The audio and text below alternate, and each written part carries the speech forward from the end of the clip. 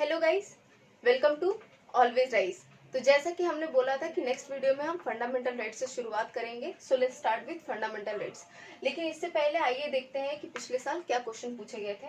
तो 2017 में आर्टिकल 21 से क्वेश्चन पूछा गया था कि आर्टिकल 21 के एम्बिट में क्या क्या आता है। फिर 2017 में ही आर्टिकल 19 पे क्या क्या रेस्ट्रिक्शंस है उससे क्वेश्चन पूछा गया था। 2016 में article 34 and which are the rights which are available to foreigners, ये 2016 में पूछा गया था।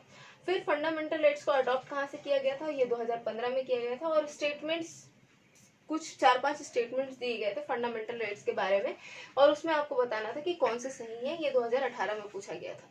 2019 का जो जून का पेपर है उसमें क्या फंडामेंटल राइट्स से क्वेश्चन थे, ये हम फंडामेंटल राइट्स का जब एंड देखेंगे तब आपको बताएंगे। और दिसंबर 2019 में फंडामेंटल राइट्स से कोई क्वेश्चन नहीं था, and that's why fundamental rights आपके लिए इंपॉर्टेंट बन जाते हैं, क्योंकि इस बार जो पॉसिबिलिटी है कि कम से कम 2 क्वेश्चन तो पूछे ही जाएंगे। ओके, सो आइए सबसे पहले देखते हैं कि फंडामेंटल राइट्स की ओरिजिन कहाँ से हुई थी। तो जैसा कि आपको पता है, मैग्ना कार्टा पहला एक ऐसा राइट है जो कि इंडिविजुअल्स को प्रोवाइड किया गया था। ये एक एग्रीमेंट था जो कि साइन हुआ था, या फिर एक एग्रीमेंट था जो साइन हुआ था 15 जून 1215 में किंग जॉन ऑफ इंग्लैंड और रिबेलियंस के बीच। ओके, तो इसमें जो है स्टेट अग्रीड किए वहां के सिटीजन्स को कुछ स्पेसिफिक राइट्स प्रोवाइड करेंगे। उसके बाद से आपको पता है कि यूएस से जो है सबसे पहला रिटन कॉन्स्टिट्यूशन है।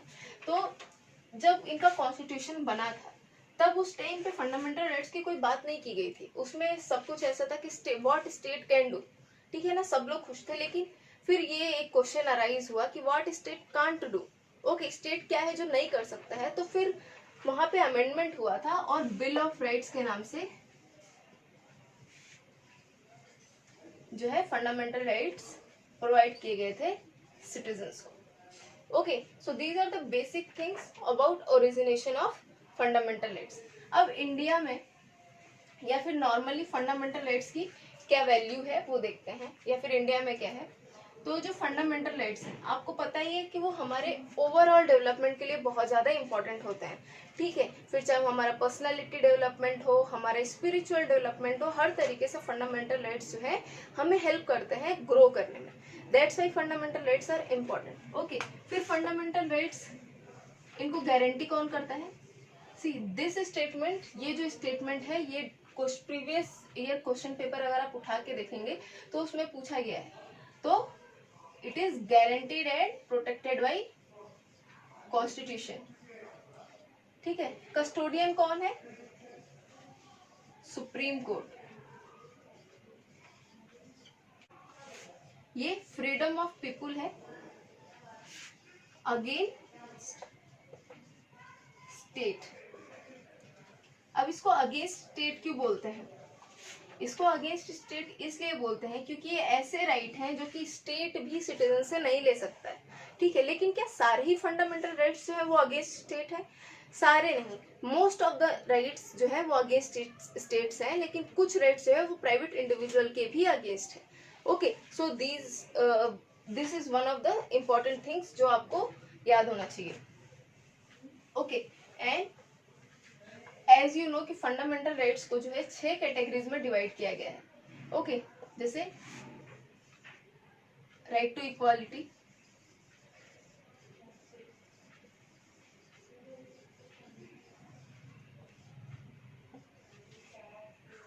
Right to freedom,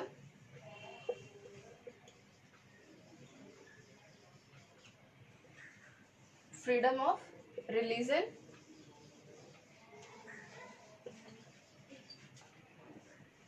right against exploitation,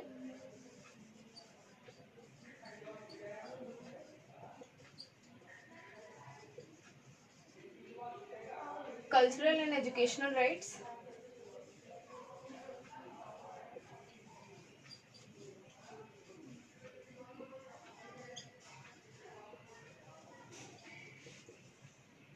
and right to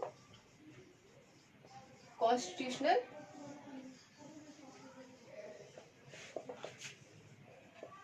remedies. Okay, article 32। So 6 categories में डिवाइड किया गया है, आर्टिकल 14 टू 18। ये हम सब्सिक्वेंट देखेंगे कि आगे क्या क्या होता है। So let's start with right to equality. लेकिन इससे पहले फंडामेंटल राइट्स के बारे में कुछ बेसिक चीजें जान लेते हैं। पहले they are absolute but not qualified. तो इसका मतलब क्या है? रीजनेबल रेस्ट्रिक्शन, यानी state can impose reasonable restriction on the exercise of fundamental rights, that's why they are not qualified. फिर दे आर नॉट परमानेंट। इसका क्या मतलब है? इसका मतलब ये है कि ड्यूरिंग इमरजेंसी हमसे क्या कर सकते हैं, हमारे फंडामेंटल राइट्स को ले सकते हैं। तो that's why they are not permanent. Okay, and then fundamental right, and then scope of their operation is limited.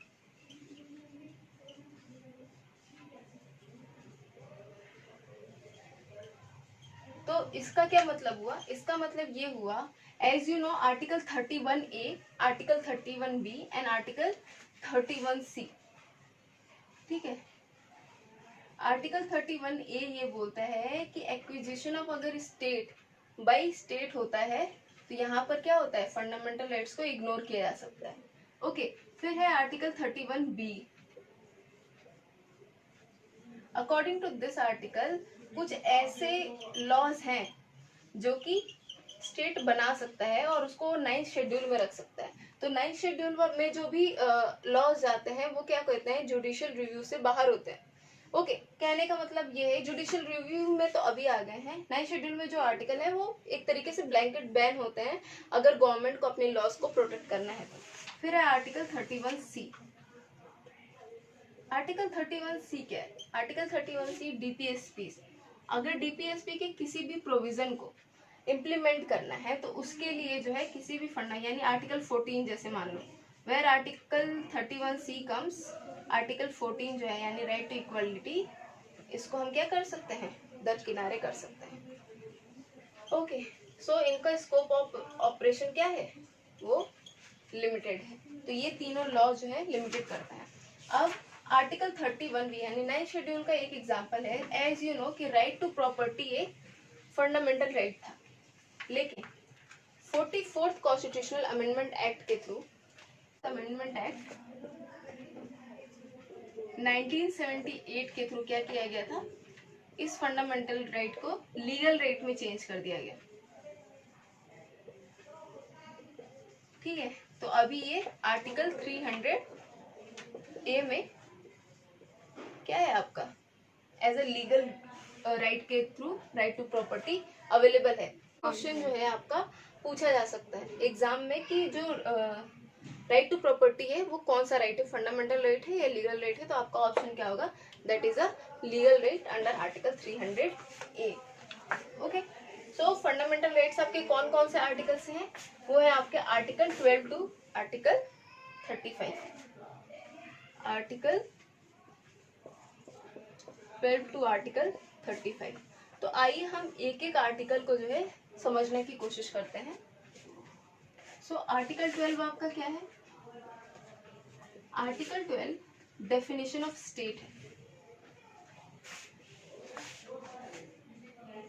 Okay, यानी यहाँ से आपके जो फंडामेंटल राइट्स है वो शुरू नहीं होते हैं, लेकिन फंडामेंटल राइट्स आपको जैसे मैंने बताया था कि it is available against state. तो अगेंस्ट स्टेट का क्या मतलब हुआ? क्या केवल गवर्नमेंट ऑफ इंडिया हुआ? क्या केवल गवर्नमेंट ऑफ स्टेट हुआ? नहीं, जो स्टेट की यहाँ पे डेफिनेशन है, यहाँ से आपको पता चलेगा कि जो है क्या कहते हैं, किस स्टेट के अगेंस्ट अवेलेबल है। तो इसमें आपके आते हैं पार्लियामेंट या government of India, okay, state legislature plus state government और local authorities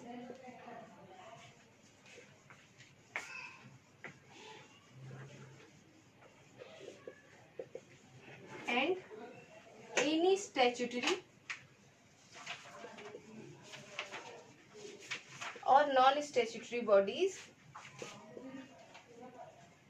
which acts as the instrument of state. Okay जैसे कि आपका LIC हुआ, ONGC हुआ, सो ये जो है आपका डेफिनेशन ऑफ स्टेट में आता है. Okay and then comes article 13. So article 13 जो है वो आपको क्या देता है, जुडिशियल रिव्यू. यहाँ पे भी आपका क्या है, फंडामेंटल राइट्स की शुरुआत नहीं है, लेकिन आपको पता है कि सुप्रीम कोर्ट क्या है, कस्टोडियन है. ओके तो आर्टिकल 13 जो है आपका जुडिशियल रिव्यू को मेंशन करता है. तो आर्टिकल 13 में एक टर्म है कि कोई भी लॉ जो है अगर बनाया जा रहा है, अगर वो फंडामेंटल राइट्स को लेने की कोशिश करता है या फिर फंडामेंटल राइट्स के खिलाफ जाता है, तो वो लॉ क्या होगा, वॉइड होगा. ओके मतलब वो लॉ क्या हो जाएगा, खारिज हो जाएगा. तो लॉ की डेफिनेशन क्या है, ठीक है, तो लॉ की डेफिनेशन है कोई भी पार्लियामेंट्री लॉ,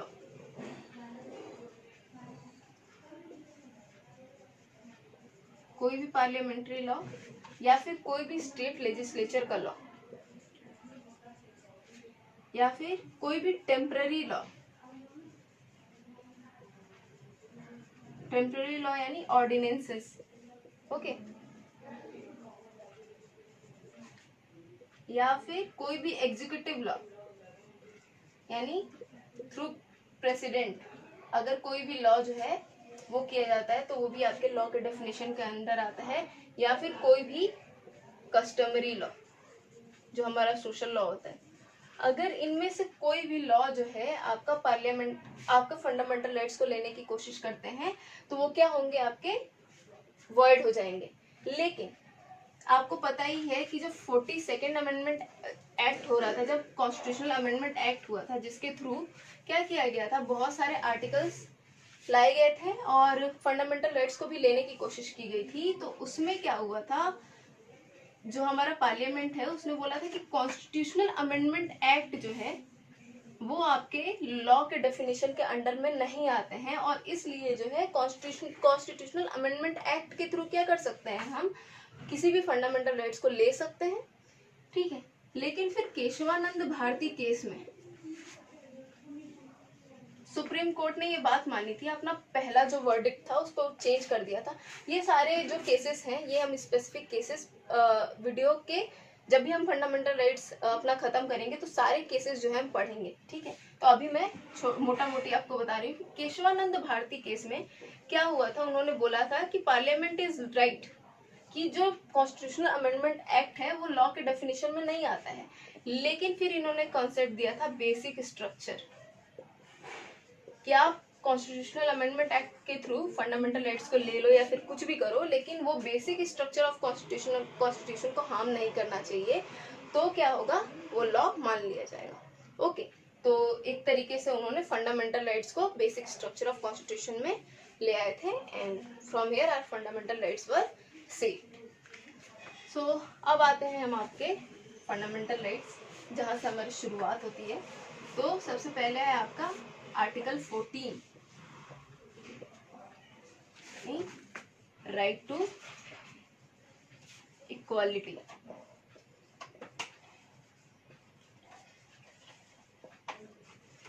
अब इसमें भी दो चीजें, ठीक है, एक तो है इक्वालिटी बिफोर लॉ,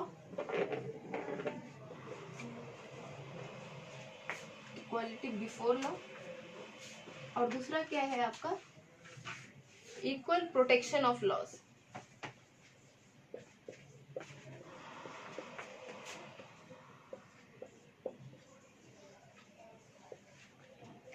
ओके तो इक्वालिटी बिफोर लॉ ये कहाँ से लिया गया था, ये आपका ब्रिटिश कॉन्स्टिट्यूशन से लिया गया था. और इक्वल प्रोटेक्शन ऑफ लॉज ये कहाँ से लिया गया था, ये आपका अमेरिकन कॉन्स्टिट्यूशन से लिया गया था. तो ये भी एक सेपरेट क्वेश्चन बन सकता है कि इसके जो दो पार्ट है इनमें से कौन किससे लिया गया था. ओके तो यहाँ पर देखिए इक्वालिटी बिफोर लॉ जो है या फिर इक्वल प्रोटेक्शन लॉ, इसमें भी तीन, इसमें जो है आपके एवी डाइसी एक जूरिस्ट थे, ठीक है ना, ब्रिटिश जूरिस्ट थे. उन्होंने इक्वालिटी बिफोर लॉ यानी राइट टू इक्वालिटी में आपके क्या दिए थे, 3 पॉइंट्स दिए थे। तो सबसे पहला कि सारे ही लॉज क्या हैं, वो सेम अप्लाई होंगे, और कोई भी लॉ जो है, मतलब कोई भी पनिशमेंट, यानी अगर किसी ने भी कोई भी गुनाह किया है तो उसकी सजा उसको केवल एक बार ही मिलेगी, ठीक है। फिर उन्होंने दूसरा बोला था, दूसरा पॉइंट इनका ये था कि रिच हो या पुअर हो, वो लॉ के सामने क्या है, सेम है, ओके। फिर तीसरा इन्होंने क्या दिया था कि rights are prior to law.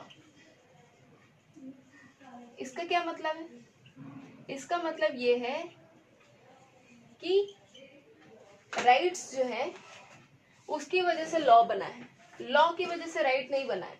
यानी कोई भी अगर कभी there will be any controversy कि लॉ पहले है कि राइट पहले है, तो उसमें ये बोलते हैं कि राइट्स जो है पहले है। तो हमारे कॉन्स्टिट्यूशन ने क्या किया, हमारे कॉन्स्टिट्यूशन ने ऊपर के 2 प्रोविजन को अपनाया, लेकिन इस प्रोविजन को छोड़ दिया। इसमें उन्होंने बोला कि कॉन्स्टिट्यूशन जो है वो हमारे राइट को देता है, ठीक है। तो कॉन्स्टिट्यूशन इज सुप्रीम, तो ऐसा हमारे देश में माना जाता है। तो कौन जूरिस्ट थे, AB डाइसी, ठीक है। अब देखो, इक्वालिटी बिफोर लॉ आपका समझ में आ गया। इक्वल प्रोटेक्शन ऑफ लॉज जो है आपका, इसमें एक चीज बोली जाती है कि जो लाइक है उनको ही लाइकली ट्रीटमेंट हो। इसका क्या मतलब है, सपोज एक रिच है और दूसरा पुअर है। अब रिच ने एक ब्रेड की रोटी चुराई, just to make you understand, ठीक है, और पुअर ने एक ब्रेड चुराया। इसने हो सकता है अपने फन के लिए चुराया हो, इसने अपनी मजबूरी में चुराया। इन दोनों के जो सर्कमस्टांसेस हैं वो डिफरेंट है, ओके। तो क्या दोनों को ही सेम पनिशमेंट मिलेगी? तो यहाँ पर ये सिर्फ समझने के लिए, एक बेसिक अंडरस्टैंडिंग के लिए है कि जो जिस सर्कमस्टांसेस में है ना, उस सर्कमस्टांसेस के हिसाब से उस चीज को भी जो क्या किया जाएगा, नजर में रखा जाएगा। सपोज शेड्यूल कास्ट पे कुछ हो रहा है, शेड्यूल ट्राइब्स पे कोई अत्याचार हो रहा है, ठीक है, तो उनके लिए जो है थोड़ा सा एक बैरियर डिफाइन किया ही जाएगा। यानी जो लाइकली है they should be treated likely, and जो अनलाइकली है दे शुड बी ट्रीटेड, मतलब सर्कमस्टांसेस के हिसाब से उनको पनिशमेंट मिलेगी, okay. So this is one important. अब इसमें एक्सेप्शन क्या है आपके, एक्सेप्शन है आपके प्रेसिडेंट, गवर्नर, ठीक है, मेंबर ऑफ पार्लियामेंट, ठीक है, उसके बाद से कोई भी फॉरेन एम्बेसडर,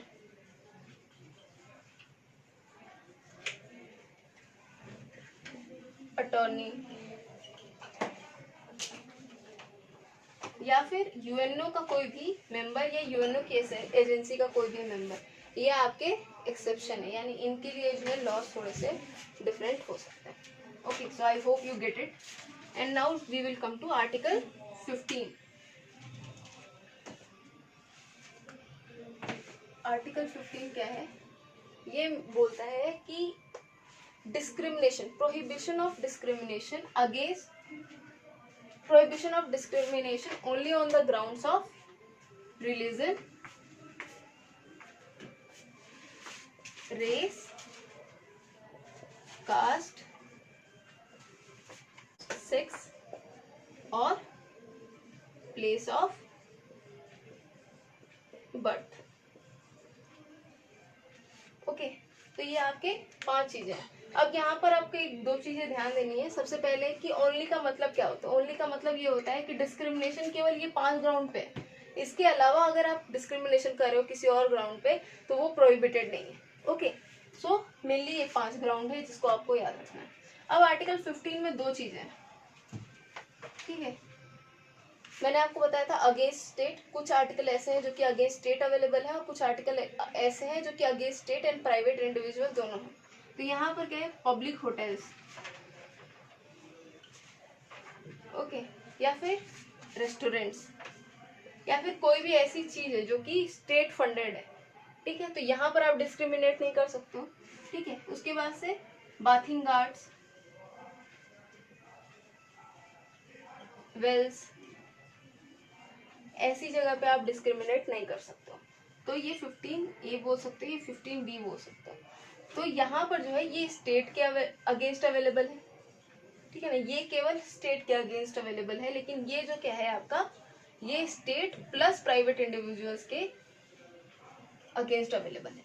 यानी अगर कोई प्राइवेट पर्सन है वो भी क्या करता है, डिस्क्रिमिनेशन करता है only on the grounds of religion, race, caste, sex और प्लेस ऑफ बर्थ, तो क्या होगा, उसको पनिशेबल ऑफेंस होगा। ओके, यानी वो उसके फंडामेंटल राइट्स को लेने की कोशिश कर रहा है। फिर यहाँ पर आपके एक्सेप्शन क्या है, हर राइट को जितना जानना ही जरूरी है उससे ज्यादा जानना जरूरी है कि उसके एक्सेप्शन क्या है। ओके, तो इसके एक्सेप्शन है कि एजुकेशनल इंस्टीट्यूशन में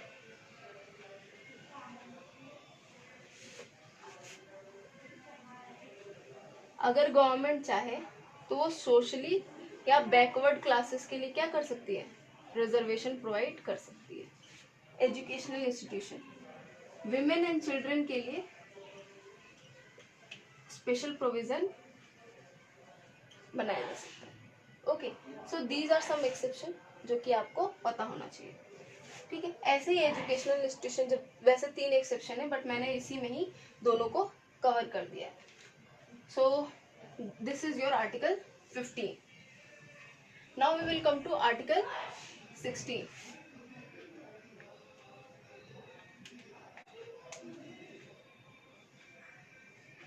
तो आर्टिकल 16 में आर्टिकल 15 का जो ग्राउंड था, only on the basis of religion, race, caste, sex और place of birth plus decent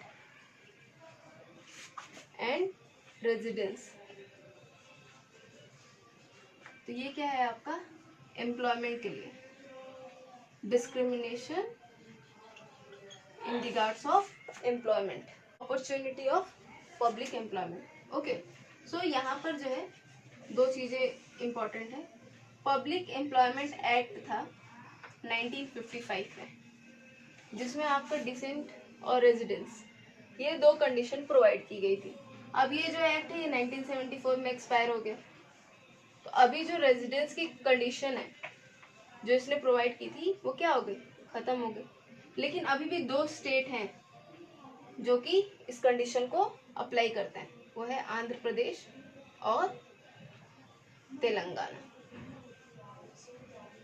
okay, यानी पब्लिक एम्प्लॉयमेंट एक्ट था आपका 1955 में, जो कि 1974 में एक्सपायर हो गया, जो कि प्रोवाइड करता था रेजिडेंस की कंडीशन। ओके, पर भी आपके एक्सेप्शन है। एक्सेप्शन क्या क्या है, एक्सेप्शन है आपके कि गवर्नमेंट चाहे तो क्या कर सकती है, जो भी सोशली बैकवर्ड क्लासेस हैं उनके लिए रिजर्वेशन प्रोवाइड करा सकती है, ठीक है। तो यहाँ पर आपको 2 चीजें पता है। मंडल कमीशन, मंडल कमीशन को अपॉइंट किया गया था, ठीक है, सेकेंड बैकवर्ड क्लासेस के लिए, ये मतलब सेकेंड बैकवर्ड क्लासेस की कमेटी थी। तो इसमें इनको बोला गया था कि आर्टिकल 340 के जो रिलेटेड प्रोविजन है आप उनको देखिए, और जो है आपके बैकवर्ड क्लासेस हैं उनके लिए हम क्या कर सकते हैं। तो इन्होंने क्या किया, इन्होंने आइडेंटिफाई किया और इन्होंने बोला कि 52% जो पॉपुलेशन है वो क्या है, ओबीसी है, अदर बैकवर्ड क्लासेस है, ठीक है। तो इन्होंने 1980 में रिकमेंडेशन अपनी सबमिट करी, जिसमें इन्होंने बताया कि 27% जो है रिजर्वेशन देना चाहिए बैकवर्ड क्लासेस को, ठीक है, और रिजर्वेशन जो है आपकी 50% से ज्यादा नहीं बढ़नी चाहिए। ओके, तो फिर आपकी आती, ओके, लेकिन ये 10 सालों तक इम्प्लीमेंट नहीं हुआ था। फिर आपकी आई पी सिंह गवर्नमेंट, तो इन्होंने 1990 में इनका ये दो प्रोविजन था इसको इम्प्लीमेंट कर दिया। ओके, और फिर एक और इम्पोर्टेंट डेवलपमेंट हुई 1991 में नरसिम्हा राव की गवर्नमेंट के थ्रू। नरसिम्हा राव। तो इन्होंने क्या किया, इन्होंने बोला कि 10% जो है हम एक्स्ट्रा रिजर्वेशन देंगे किसको, जो इकोनॉमिकली पुअर है। ठीक है, फिर ये केस कहाँ गया, ये केस गया आपका सुप्रीम कोर्ट में, और सुप्रीम कोर्ट ने इंटरवीन किया और उसको बोलते हैं मंडल केस। ओके, मंडल केस। तो इसमें सुप्रीम कोर्ट ने बोला कि रिजर्वेशन जो है 50% से ज्यादा किसी भी कंडीशन में नहीं जाएगा, जब तक कि कंडीशन क्या हो, बहुत ही ज्यादा एक्सेप्शनल हो। ओके, और दूसरा इन्होंने कंसेप्ट दिया क्रीमी लेयर का। क्रीमी लेयर यानी इन्होंने बोला था कि जो कि इकोनॉमिकली रिच हैं, बैकवर्ड क्लासेस में, उनको रिजर्वेशन का बेनिफिट देने की जरूरत नहीं है। और तीसरा इन्होंने इंपॉर्टेंट जजमेंट दिया था कि जो आप 10% इकोनॉमिकली पुअर की बात कर रहे हो, वो हम नहीं रिजर्वेशन देंगे। तो इसमें इन्होंने ये इंपॉर्टेंट जजमेंट दिए थे सुप्रीम कोर्ट ने मंडल केस में। तो आई होप आपको ये चीज समझ में आ रही हो। ठीक है, तो अब आते हैं आर्टिकल 17 में। So what is article 17? ये अनटचेबिलिटी को रोकने के लिए। तो व्हाट इज अनटचेबिलिटी? तो अनटचेबिलिटी की एज सच कॉन्स्टिट्यूशन में कोई भी डेफिनेशन नहीं है, लेकिन प्रोटेक्शन ऑफ सिविल राइट्स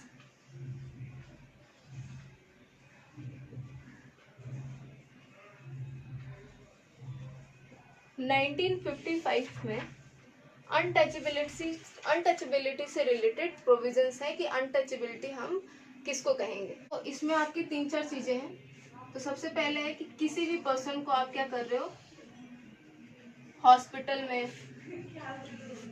या फिर रिलीजियस प्लेसेस में एंट्री नहीं दे रहे हो, तो यह आपका क्या होगा, अनटचेबिलिटी में आएगा। फिर आप किसी भी तरीके से अनटचेबिलिटी को क्या कर रहे हो, जस्टिफाई कर रहे हो। किसी भी तरीके से अगर आप जस्टिफाई कर रहे हो, फिर चाहे रिलीजन का नाम देखें या फिर किसी भी तरीके से, तो वो भी आपका क्या होगा, आपका ऑफेंस में आएगा। फिर आप प्रीच कर रहे हो अनटचेबिलिटी को, तो वो भी क्या होगा। या फिर किसी भी शेड्यूल कास्ट जो पर्सन है, आप उसके साथ कुछ ऐसा व्यवहार कर रहे हो, उसके साथ कुछ ऐसा कर रहे हो जो कि सिर्फ उसके शेड्यूल कास्ट होने की वजह से है, तो वो भी क्या होगा, आपके अनटचेबिलिटी में आएगा।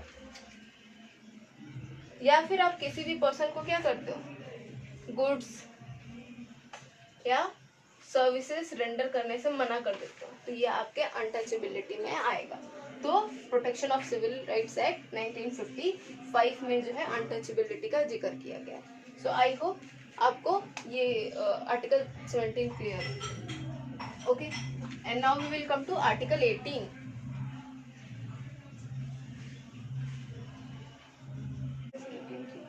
लेकिन आर्टिकल 17 का जो एक इम्पोर्टेंट पॉइंट है वो क्या है कि ये प्राइवेट इंडिविजुअल्स के अगेंस्ट है।